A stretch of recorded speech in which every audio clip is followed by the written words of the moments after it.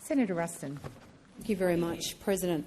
My question is to the Minister representing the Minister for Aged Care. The Coalition has dragged Labor kicking and screaming today to deliver all of the 83,000 home care packages that were promised by them during the election, including 40,000 of these places before the end of the year and 20,000 of those places right now. Labor didn't want to do this, but we're pleased, along with the Greens and Senator Pocock, that we have made this happen today on behalf of older Australians. Why did it take the government to the last minute for you to support this sensible position? Thank you, Senator Ruston. Minister McAllister.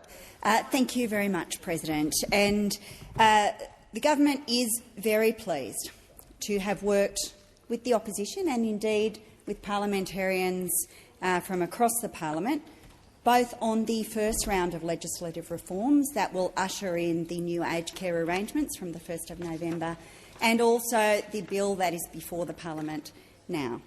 As Senator Ruston indicates, we have continued to engage in those positive and constructive negotiations with the opposition over this sitting period, and we are grateful for their genuine desire to help us build a better aged care system.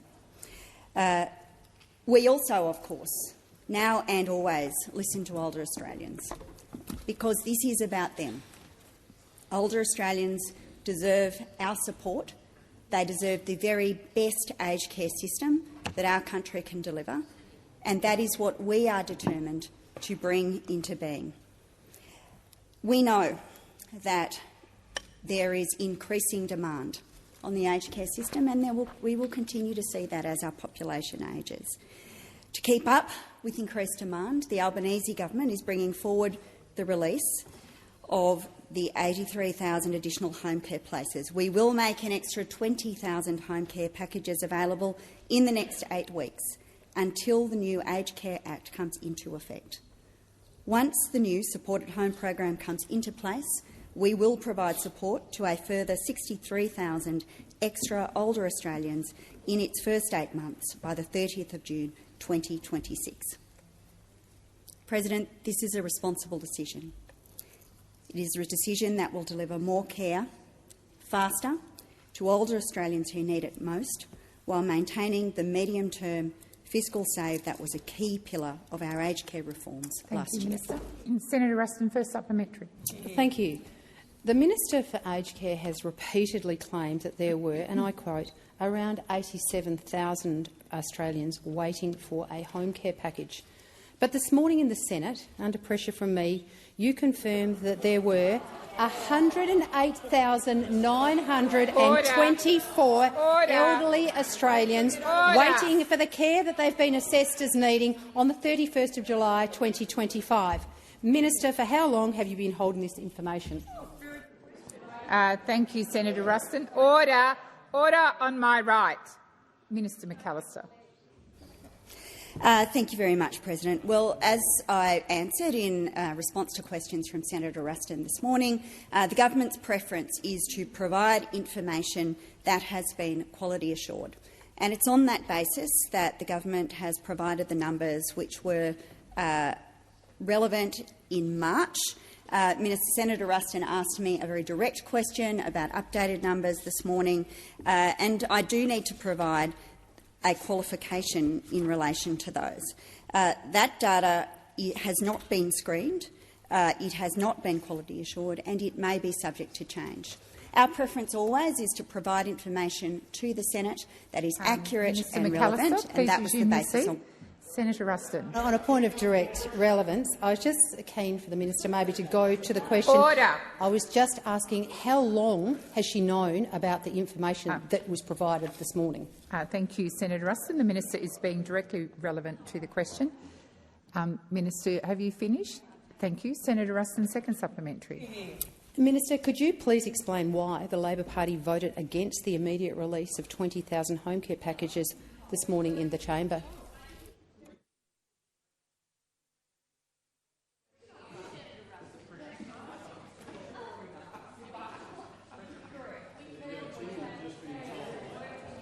Order. Order. Order. I am informed that technically the minister should not be responding to unreported as yet proceedings from this morning, but I will invite the minister to contribute to the question in whatever way she sees as fits the portfolio. Minister. Thank you, President, and thank you for the guidance.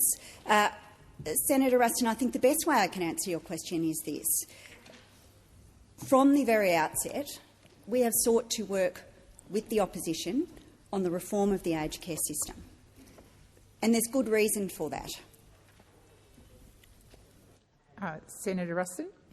I'd just like to draw to the chamber's attention that the minister is actually making statements that she does not know to be true, for they are false. Senator Ruston, that is a debating point, and there is no point of order for this question because I've explained the nature of your question and I've invited the minister to respond in her capacity as the portfolio minister.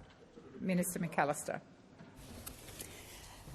Thanks very much, President. In answer to Senator Ruston's question, the point I seek to make is that it is a good thing if the government and the opposition can work together on significant reform. It's important because these are challenging reforms that matter to older Australians, and it's important because implementing them well means providing certainty to providers, to workforce and to making significant change that will endure over time. And that is why we sought to work with the opposition on the original legislation and also on the legislation that is before the Senate at the moment. Thank you, Minister. I'm just going to welcome some visitors before I come to you, Senator Smith.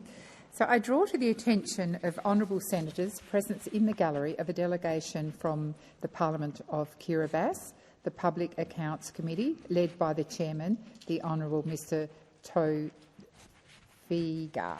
On behalf of all senators, I wish you a warm welcome to Australia and in particular to the Senate.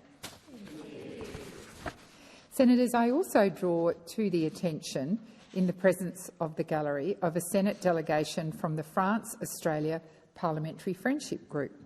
On behalf of all senators, I wish you a warm welcome to Australia and in particular to the Senate. Senator Smith. Thank you, President. My question is to the Minister for Women, Senator Gallagher.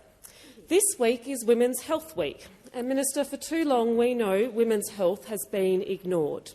Can you expand on how the Albanese Labor government has taken action, including making record investments in women's health with pelvic pain clinics, new contraceptives and Medicare rebates for menopause? And Minister, our commitment to investing in women's health, of course, sits alongside the government's commitment to strengthening Medicare and making medicines cheaper.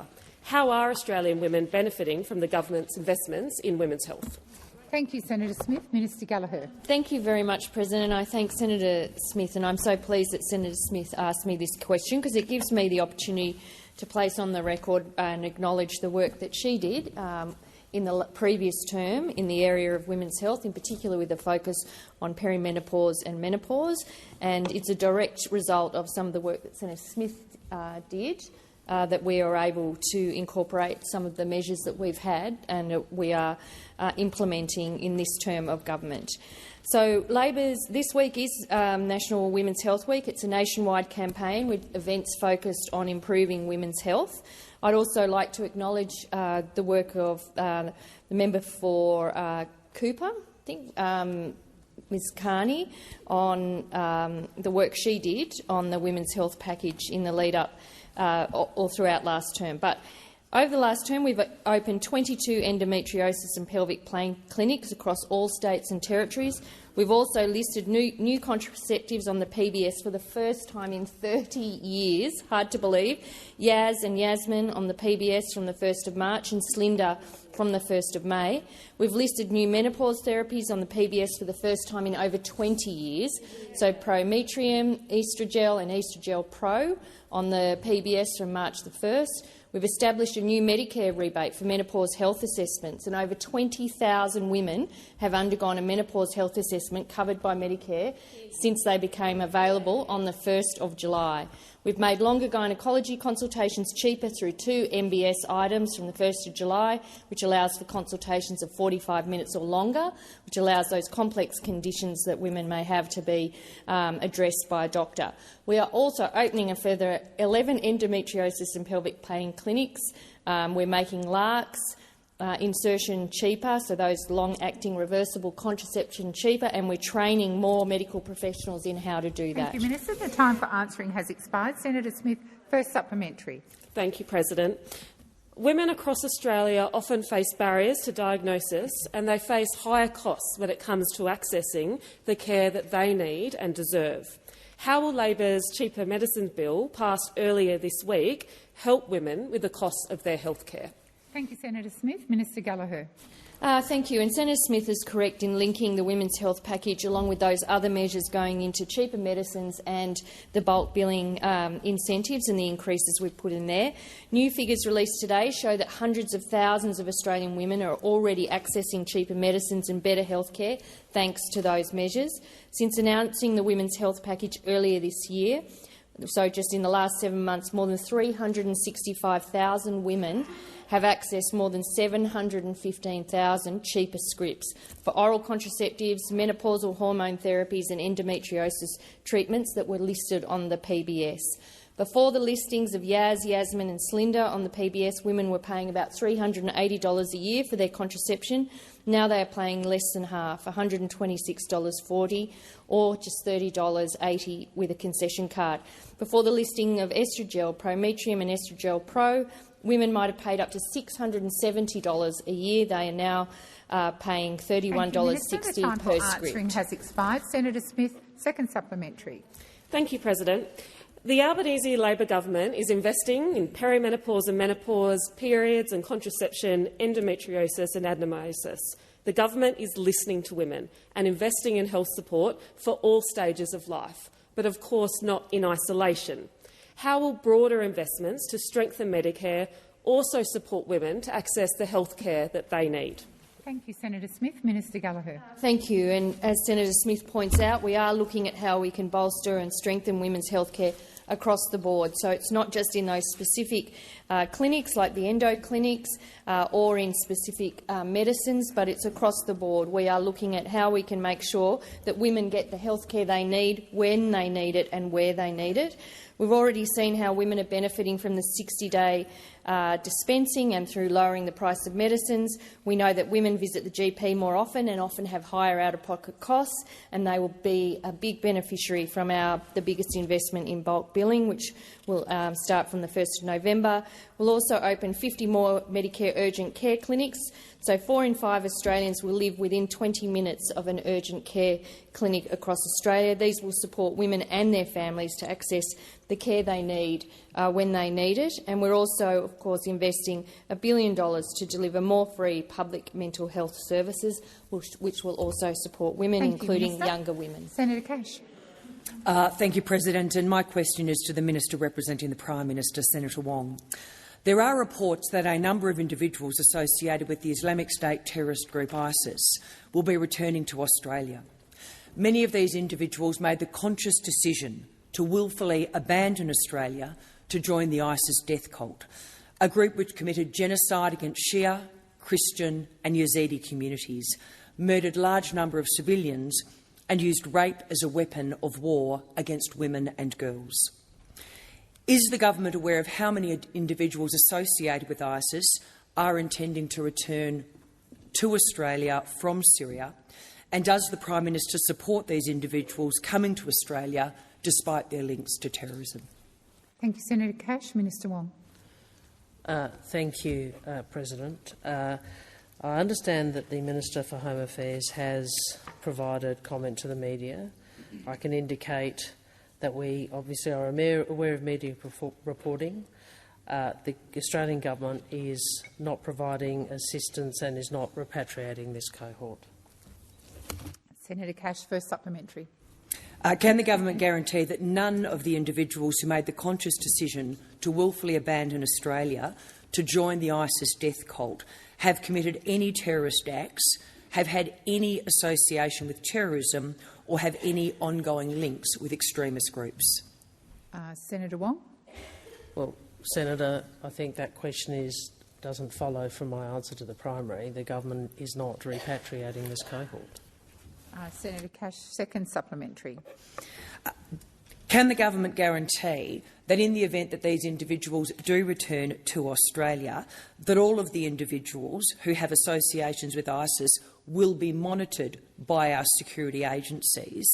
And can the minister guarantee that if these individuals are returned to Australia, there is no threat to community safety as a result of their return? Thank you, Senator Cash. Minister Wong. Well, the government always takes the advice of our security agencies, and our first priority is to keep Australians safe. Thank you, Minister. Senator Faruqi. Thank you, President. My question is to Minister Wong. Minister, since dawn today, Israel has starved 13 more Palestinians and killed 105. Babies are withering away from Israel's man-made starvation, and people are pulling their loved ones out of rubble. This week, the International Association of Genocide Scholars confirmed that Israel is committing genocide in Gaza. The head of IAGS said, "This is a definitive statement from experts in the field of genocide studies that what is going on the ground in Gaza is genocide. There is no justification for the commission of war crimes, crimes against humanity or genocide, not even self-defense." The United Nations, Human Rights Watch, the International Federation of Human Rights, Amnesty International and many other groups have also declared that Israel is committing genocide. Minister, when will you admit that Israel is committing genocide and start using the G word? Thank you, Senator Faruqi. Minister Wong.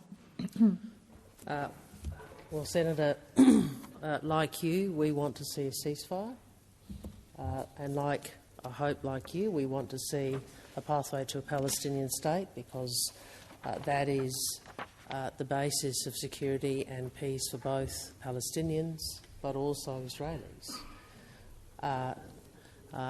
What I would say in relation to the legal position, you would have heard me say on many occasions, that Israel must comply with the binding provisional orders made by the International Court of Justice, which made provisional orders in 2024 in relation to South Africa's case against Israel under the Genocide Convention. You would have heard me on many occasions call on Israel to abide by its obligations under international humanitarian law.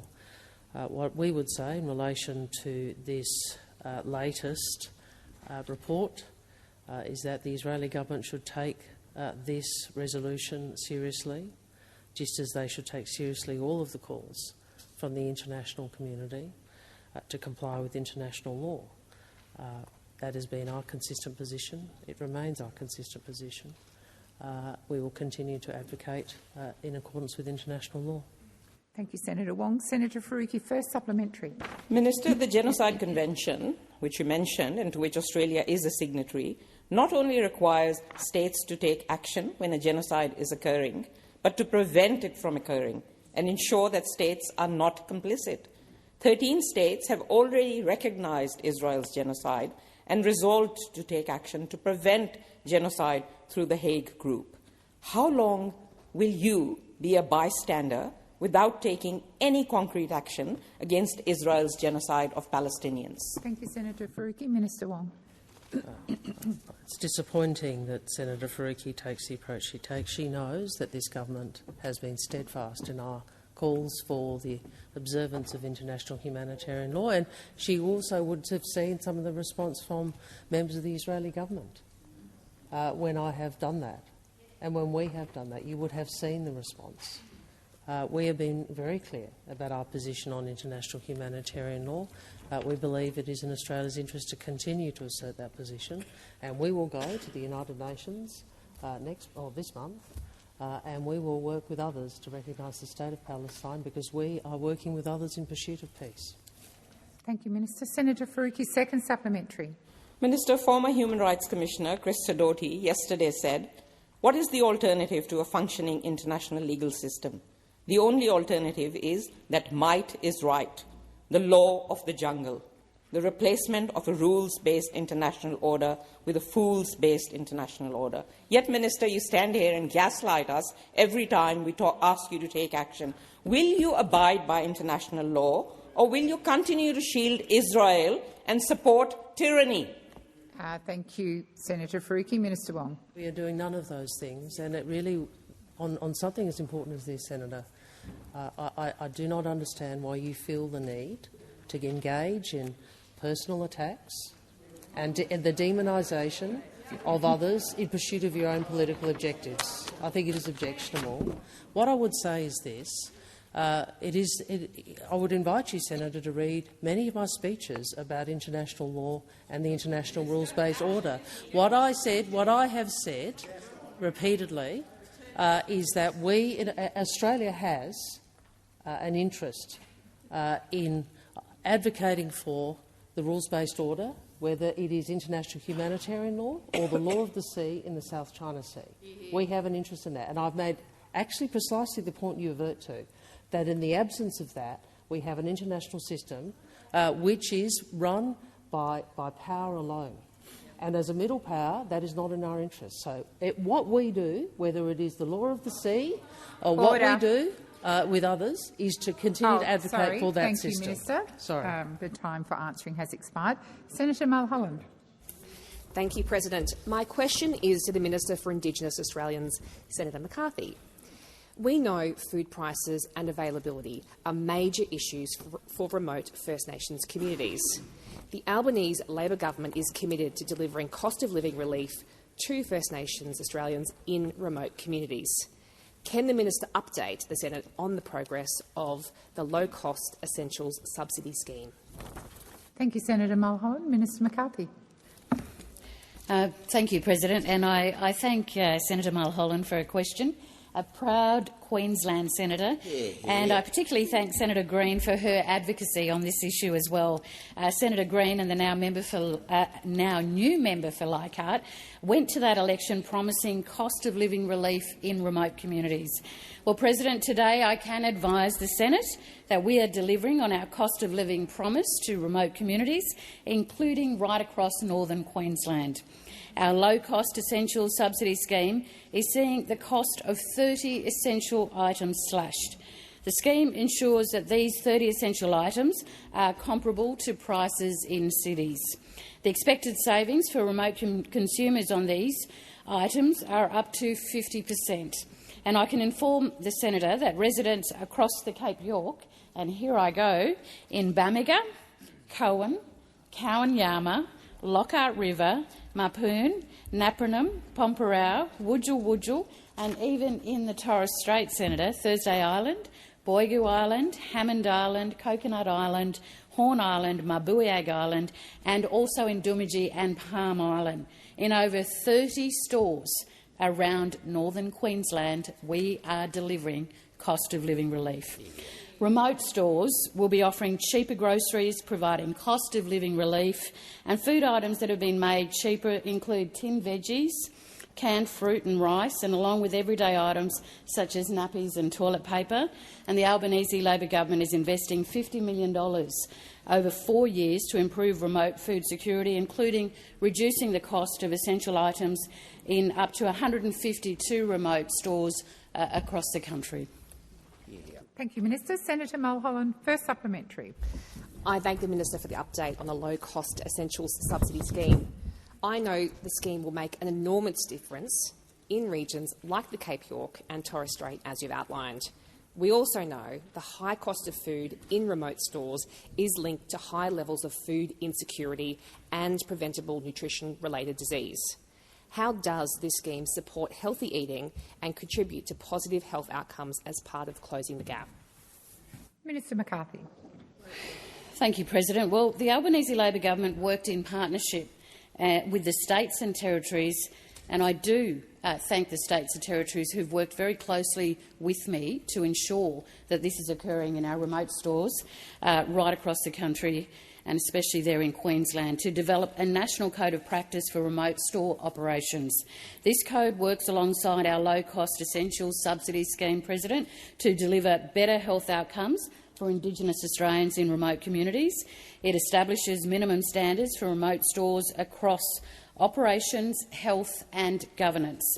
And some of these standards include not promoting or discounting unhealthy food and drinks, also not providing easy access to unhealthy food and drinks at counters and in high traffic areas, except for ready-to-eat meals, and ensuring all fresh fruit and veggie items are continuously available, President, well presented and clearly displayed.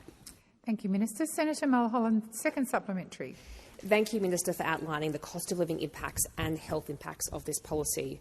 What are the other benefits of this policy for remote communities? Minister McCarthy.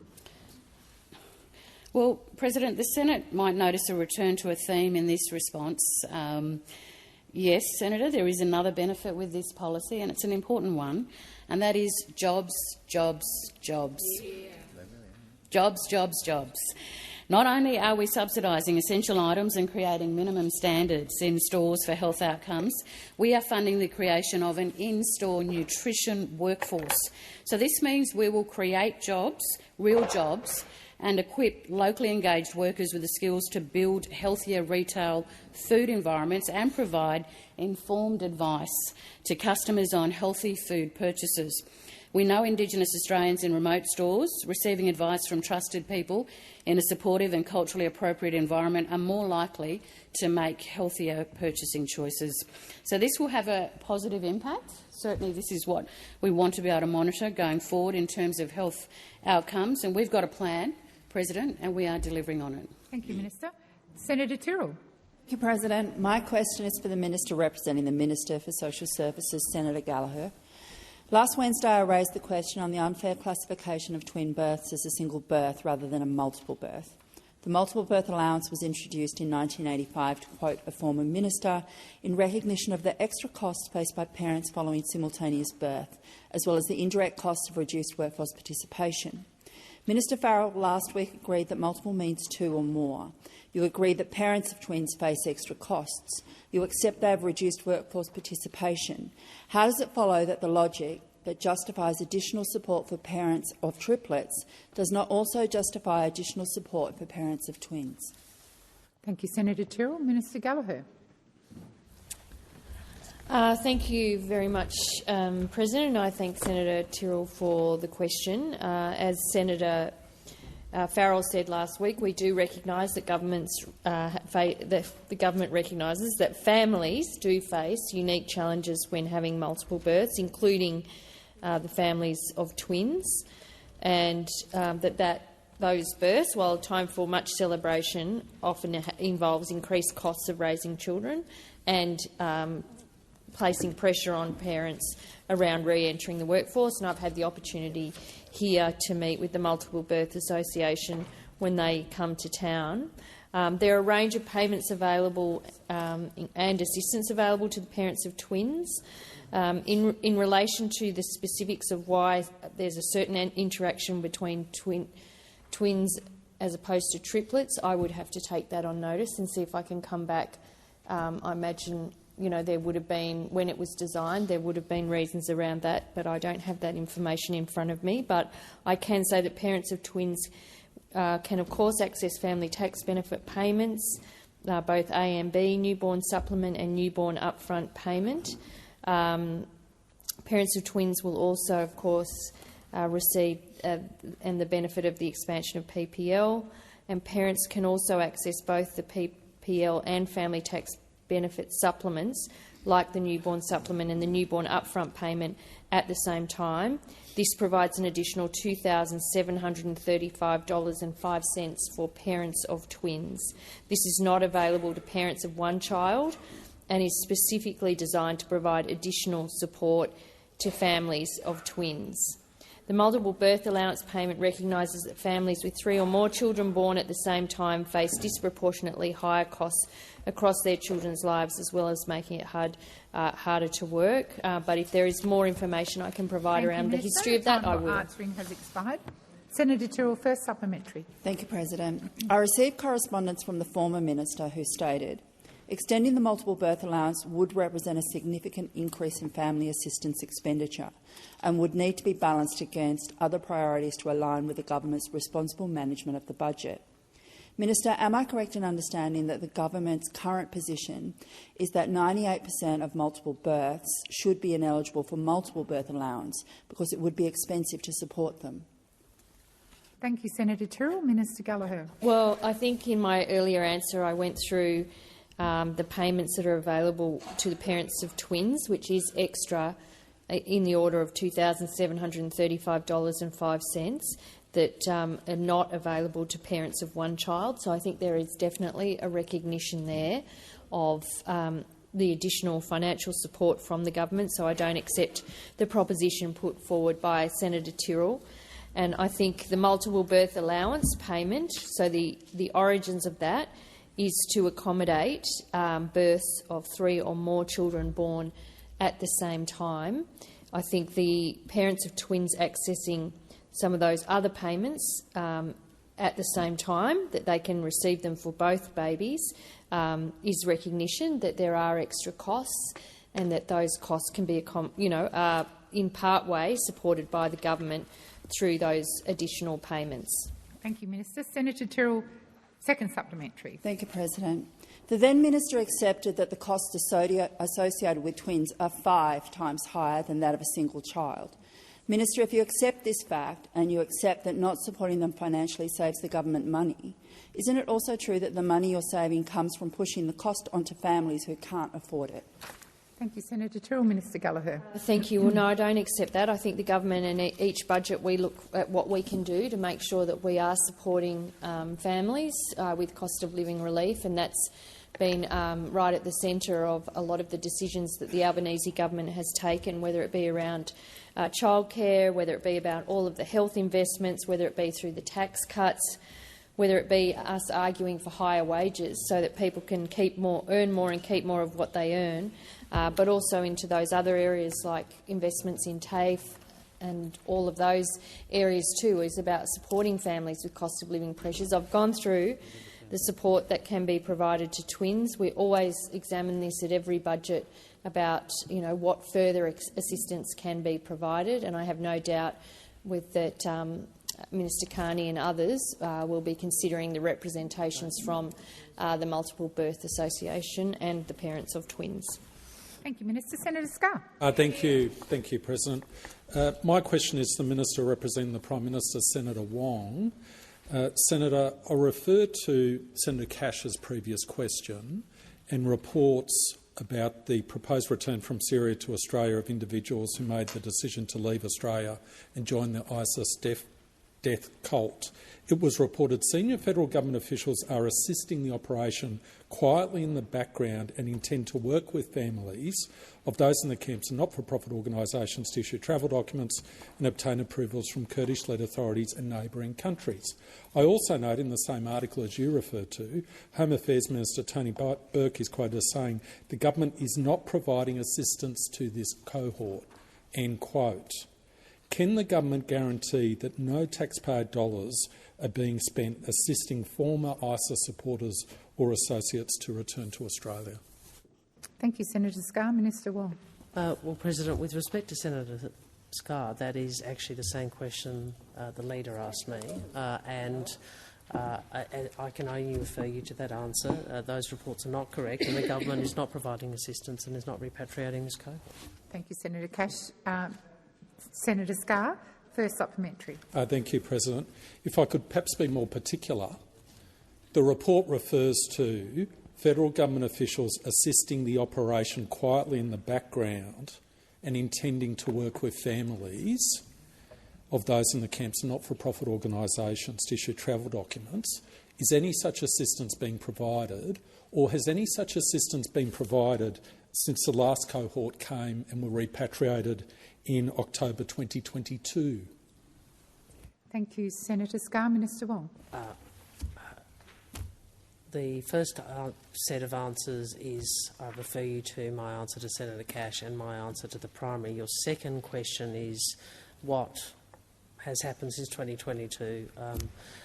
If I can provide any further assistance on that, I will. I don't believe there's been any activity, but if I'm wrong, I will come back to you.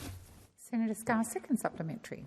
So my second supplementary then is, in terms of you taking on notice, whether or not you can advise whether or not any taxpayer funds have been spent since October 2022, when that last cohort of women and children were repatriated to Australia, and whether or not any assistance has been given since that date. Minister Wong. Well, my answer is the same as my answer to Senator Cash. Thank you, Minister. Senator Payman. Thank you, President. My question is to the Minister representing the Minister for Transport, Senator McCarthy. The ABC has published a report today exposing shocking numbers of sexual assault committed by predatory driving instructors against mainly young people who should be feeling safe learning how to drive. This is an issue that stretches back decades. In fact, my mother has been engaged in this industry for years, providing a safe teaching environment for people learning to drive in WA. And I know how important it is for families to trust the instructors. As thousands of children and others get into cars with strangers today, what is the government doing to protect learner drivers, and will you consider making dash cams compulsory in driving school vehicles to deter and detect abuse? Thank you, Senator Payman. Minister McCarthy. Thank you, President, and thank you, Senator Payman, for the question. I certainly did hear the stories this morning and the young women and girls who certainly told their story. I'd like to just commend their bravery in coming forward to speak about a really, really difficult issue, but a very important one. So thank you, Senator Payman. Obviously, learning to drive should be an exciting time for young people where they commence their journey into adulthood and greater independence. And driving instructors, President, just like teachers and those in a position of responsibility in our society, have to ensure these environments are safe. Each jurisdiction sets its own rules, Senator, for instructor accreditation, compliance and also for disciplinary processes, and allegations of inappropriate behaviour by driving instructors are handled by the state or territory regulator responsible for issuing that accreditation. And these regulators have the power to actually investigate the complaints, suspend or cancel accreditation or impose conditions on an instructor's licence. But obviously, more critically, where instances of alleged criminality take place, these matters should be reported to the police. Thank you, Minister. Senator Payman, first supplementary.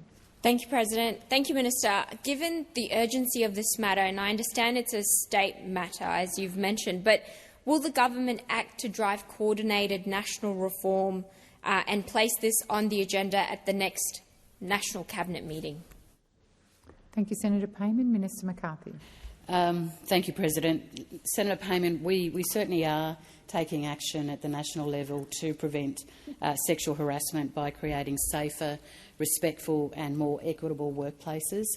We've seen that through the implementation of the recommendations of the 2020 Respect at Work Sexual Harassment National Inquiry Report, which included an explicit prohibition on sexual harassment in the workplace through the Fair Work Act 2009, but also supported the Human Rights Commission to receive historical disclosures of sexual harassment, President, educate and enforce compliance from employers on the new positive duty to take reasonable action to prevent workplace sexual harassment and provide a one-stop shop for information and referral services. Thank you, Minister. Senator Payman, second supplementary. Thank you, President. Minister, in the United Kingdom, the Driver and Vehicle Standards Agency licenses driving instructors nationally and tracks misconduct complaints. The ABC report shows an increase in complaints after a public awareness campaign in 2018. Will the Labor government follow the British example and establish a national standards agency to regulate the sector to protect children from trainer danger? Thank you, Senator Payman. Minister McCarthy.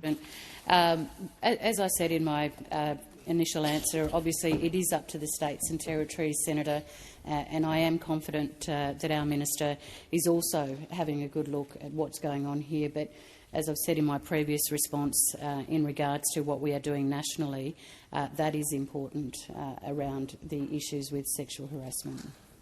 Thank you, Minister. Senator Darmanin. Thank you, President. My question is to the Minister for Early Education, Senator Walsh. Today is Early Childhood Educators Day. It recognises the vital contribution early childhood educators make every single day in supporting our children and families. For too long, educators were undervalued, with low pay and high turnover undermining quality and stability for children. When the Albanese Labor government was elected in 2022, educators were leaving in droves. What is the government doing to back early childhood educators and stabilise this essential workforce? Thank you, Senator Darmanin. Minister Walsh. Thank you, President, and thank you, Senator Darmanin, and thank you for your advocacy over many years for the women workers of Australia. And today is indeed Early Childhood Educators Day. And so today we recognise the extraordinary contribution that early educators make every single day to supporting children and their families. And we thank them for that contribution today and every day. For too long, early childhood educators were undervalued, with low pay and high turnover, undermining quality and stability for children. Under the Albanese government, that has changed, because this government values our early education workforce. We respect them, we recognise them, and we are taking action to support them. We've delivered a historic 15% pay rise, the biggest ever Commonwealth-funded wage increase for this workforce, and it's already paying dividends. Educators are staying longer in their roles. Vacancy rates are falling and services are more stable. This is good for children because stable educators mean quality relationships and stronger learning. And it's good for families too. We know families want to see the same faces when they drop their children at early learning. And it's good for the economy, supporting workforce participation, especially for women, unlocking productivity and growth. Today I met with Leanne, Nazish and Kathy, early childhood educators, who told me that for the first time they feel their work is properly recognised. They are proud to stay in the sector and to build a career in early childhood education. And that is exactly what happens when you have a government that backs early childhood educators. Thank you, Minister. Senator Darmanin, first supplementary. Thank you, Senator Walsh. In your answer, you spoke about workforce stability in the sector, which is so important. We know that the foundation of quality and safe early education is a good quality workforce. How is the Albanese Labor government encouraging more workers into the sector and building a pipeline of future educators? Minister Walsh. Thank you, President. And Senator Darmanin, I'm pleased to report that the Albanese government is not only backing the educators of today, we are training the educators of tomorrow too. We've delivered over 50,000 free TAFE places for educators, and free TAFE changes lives. And I heard just how powerful that is when I met Shay at TAFE Gippsland. Shay is a mother of 5 and a grandmother of 11. She was retired until she heard about free TAFE. She told me that she still had more to give and that it's never too late to retrain and start again. So she did start again, enrolling in early childhood education. Shay said she couldn't think of a profession that's more important right now, and I couldn't agree more. Free TAFE is not only changing Shay's life, it's helping to give our children the best start in life too. Free TAFE is building our dedicated educator workforce for the children of today and tomorrow. Minister Walsh, the time for answering has expired. Senator Darmanin, second supplementary. Thank you, Senator Walsh. Why is it important to create a respected, stable and secure early childhood education workforce that is backed by free TAFE? And what are the consequences of not having a workforce that is respected, stable and secure? Minister Walsh. Thank you. Well, Senator, we have seen those consequences firsthand before. We saw the Coalition's approach during its decade of drift and disdain for early learning. They left behind a workforce crisis. They left the educators without a proper pay rise for 10 long years. They called our historic 15% pay rise a sugar hit. They voted against free TAFE. They called it wasteful spending. And at the last election, the former Shadow Minister said they would abolish free TAFE. Hello, Senator Henderson. And we all remember Liberal leader Ms Lee declaring, if you don't pay for something, you don't value it. We value, on this side of the chamber, we value Australian families. We value free TAFE and we value our nation's early childhood educators. Thank you, Minister Walsh. Senator Canavan. Thank you, Madam President. My question is to the Minister representing the Minister for Climate Change and Energy, Senator Ayres. Yesterday, the Energy Minister recommitted to Labor's goal of reaching 82% renewable energy by 2030. In the first 2 years of your government, Minister, renewable energy has gone from 31% of our electricity grid to 35%, growing at a rate of just 2 percentage points per year. Renewable electricity's share would need to grow at quadruple that rate, at 8 percentage points per year, to reach 82% by 2050. What evidence does the government have that this is possible without the mass devastation of the Australian environment and without ignoring widespread community opposition to its renewables rollout? Thank you, Senator Canavan. Minister Ayres. Well, it is a pleasure to get a question from known environmentalists passionate about the sort of modern future of the electricity system. Senator Canavan, it is the case. That's right. Senator Canavan says he's mates with Bob Brown on these questions. Well, that's nothing to be proud of. That's nothing to be proud of in terms of the renewable energy rollout. That's nothing to be proud of because on this side, you interjected, I answered. Senator Ayres, resume your seat. Senator Canavan. President, it's on relevance. The Minister spent 30 seconds denigrating me, and the question is about his government's renewables rollout. Senator Canavan, I believe you interjected, and as you know, the Minister is entitled to take your interjection. If it wasn't you, I apologise, but certainly someone in that direction, I beg your pardon, it was Senator Cadell. I would happily draw the Minister back to the question, but you need to keep your side quiet because the Minister is entitled to take interjections. Minister Ayres, please continue. Thank you. We have an enormous task in front of this government and in front of Australia. It is a task that is in the national interest. It's in the national interest. And it's a task that's been made so much harder by two things that your side of politics could have actually made a patriotic national contribution to. Right? And that is spending the last 10 years of the miserable arc of the Morrison, Turnbull, Abbott inaction period, actually building a little bit of generation capability and building a little bit of transmission capacity, by doing a little bit of work, lifting a little bit in the national interest, and instead what happened? Nothing. 4 gigawatts out. 4 gigawatts out of the electricity system, only 1 gigawatt in. Only 1 gigawatt in. And off that base of inaction, we are working hard as a government to deliver 99 projects approved by this government that deliver energy for Australia, deliver electricity for industry, but of course we start 10 years behind because of the failure there.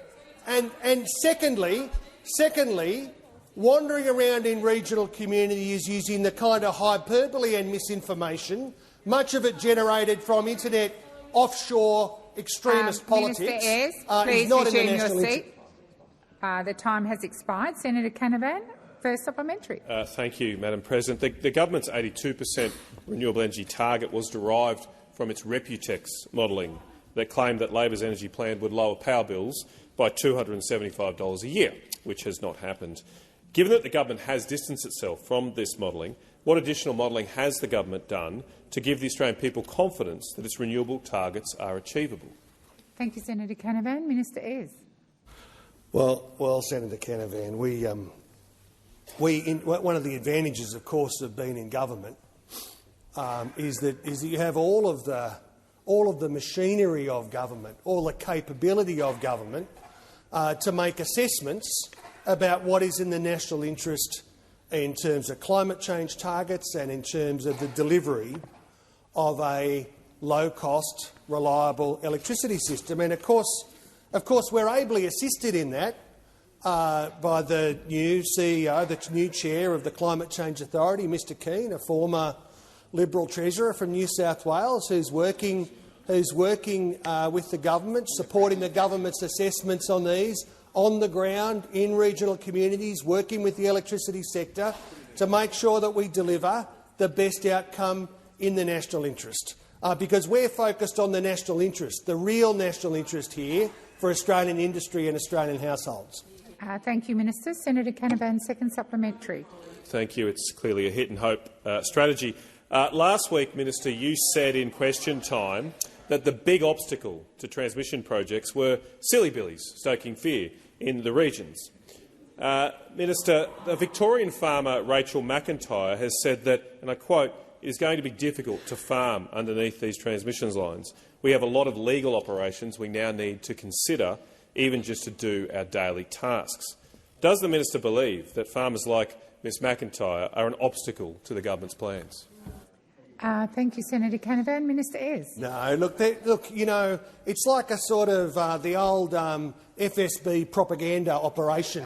You know, the misdirection operation. That's what happened. The silly billies, Senator Canavan. You are the captain of the silly billies.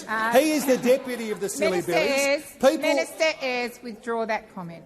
I withdraw all of it. I withdraw all of it. And people like Ms McIntyre and other people in the farming community, of course they should be consulted. Of course they should be engaged with. What they don't need is the silly billies from the Liberal and National Party campaigning against renewable developments hundreds of kilometres away from where they live, because they're picking up the extremist politics from offshore delivered by propaganda outfits that are not Australian and not acting in the Australian national interest, and creating fear and apprehension in their own partisan interest. Expired. Senator Walker. Thank you, President. My question is to the Minister representing the Minister for Communications, Senator Farrell.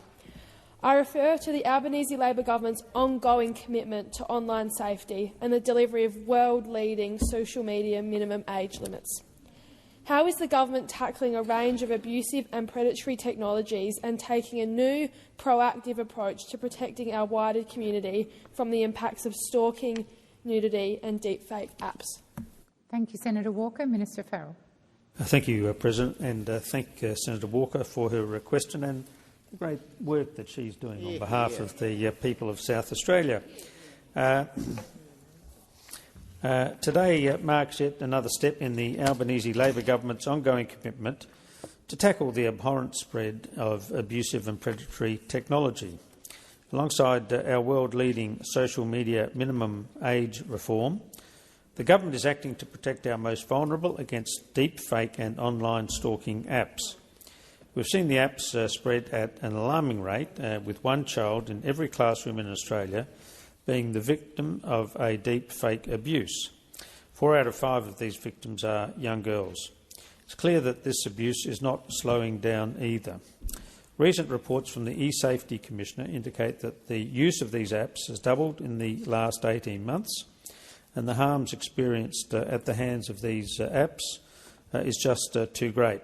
And that's why the Albanese Labor government is determined to take a proactive approach. Our government will work alongside industry to develop and deliver these reforms, alongside our ongoing work on the digital duty of care. It will complement current state and Commonwealth laws prohibiting stalking and the distribution of non-consensual explicit materials. While we all recognise this is a place for AI and tracking technology in Australia, there is simply no place for tech that is used to abuse, humiliate and harm our most vulnerable Australians. Thank you, Minister. Senator Walker, first supplementary. It's clear that the Albanese Labor government takes the impact and danger of online harms and abuse seriously, especially when it comes to our most vulnerable children. How is the government taking action today to protect our children from the pervasive and persuasive pull of social media and giving parents across the country peace of mind? Thank you, Senator Walker. Minister Farrell. Thank you, President, and thank Senator Walker for her first supplementary question. Our kids are always the priority. That's why today the Albanese Labor government is committing to use every lever at its disposal to protect our kids. We must create an online environment which is safe for our kids to connect, an environment that is free from predatory technology. Apps that are designed to abuse, to bully and to humiliate are unacceptable. They expose our kids at a time when they are most vulnerable. Today's commitment to restrict access to these abhorrent apps will make a real difference in protecting young Australians. We want children to have their childhood, and we want parents and grandchildren to have peace of mind. Thank you, Minister Farrell. Senator Walker, second supplementary. These social media minimum age rules will act to provide Australian parents with yet another tool to protect their children at their most critical stage of development. What will the impact of the Albanese Labor government's world-first online safety reforms have for Australian families and children across the country? Thank you, Senator Walker. Minister Farrell. Thank you, President, and thank you, Senator Walker, for your second supplementary question. We have less than 100 days to go until the start of the Albanese Labor government's world-leading social media minimum age restriction. Less than 100 days until we give kids the chance to build a real-world connection. Less than 100 days until our kids are empowered to know who they are before platforms assume who they are. Australian parents know the Albanese Labor government has their back. We stand on the side of each family faced with an increasingly scary and dangerous digital environment. Social media has a social responsibility, and our government will continue to hold them to account. Thank you, Minister. Senator Colbeck. Thank you, President. My question is to the Minister representing the Minister for Education, Senator Walsh. Before the last election, the Prime Minister promised that he would introduce paid prac for future nurses, teachers, social workers and midwives. What do you say to Elliot, a just-turned 19-year-old first-year nursing student at UTAS, who, when he went to sign up for his paid prac on the 1st of July, was told that he didn't qualify and he wouldn't be getting paid because of the rules and guidelines that Mr Albanese has put in place? Thank you, Senator Colbeck. Minister Walsh. Order, Senators. Minister Walsh. Thank you very much, President. Well, we are really proud to be supporting Australian students with paid prac. And I'm not sure about Elliot's circumstances, Senator Colbeck, but I can tell you in my portfolio of early childhood education, paid prac is making a real difference to people. We have shortages of workers in nursing. We have shortages of workers in teaching, and paid prac is supporting people to stay at university and receive the support they need. Senator Colbeck. Senator Colbeck, first supplementary. Thank you, President. How many student nurses, teachers, social workers and midwives will be like Elliot and won't get paid to do their prac because they don't qualify? Thank you, Senator Colbeck. Minister Walsh. Thank you, Senator Colbeck. Well, our government's new Commonwealth prac payment started on the 1st of July 2025, and it will support around 68,000 eligible higher education students to complete their practical training each year. And it will support a whole lot more students than you wanted it to support, which was Minister zero. Walsh. Minister Walsh, please resume your seat. Senator Colbeck. A point of order on direct relevance. My question was not how many students do apply, qualify, how many students don't qualify? The minister is being relevant to the question, Senator Colbeck. Minister Walsh. Oh, okay. Second supplementary, Senator Colbeck.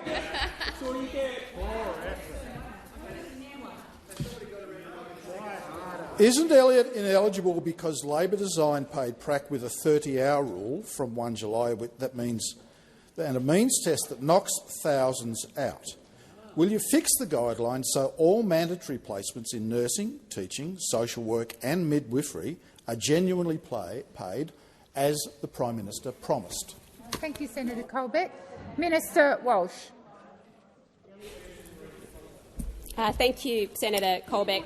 And the Albanese Labor government is delivering on our promise. We are delivering on our commitment to deliver paid prac for students of nursing, midwifery, social work and education. This is a game changer for tens of thousands of university students in critical degrees and occupations. And you know what? There are tens of thousands of people who will benefit from this, which is tens of thousands more people than would benefit if you were in government, because the number of people who would have paid prac if you were in government is zero. Minister Wong. Thank you, President. I'd ask that further questions be placed on notice.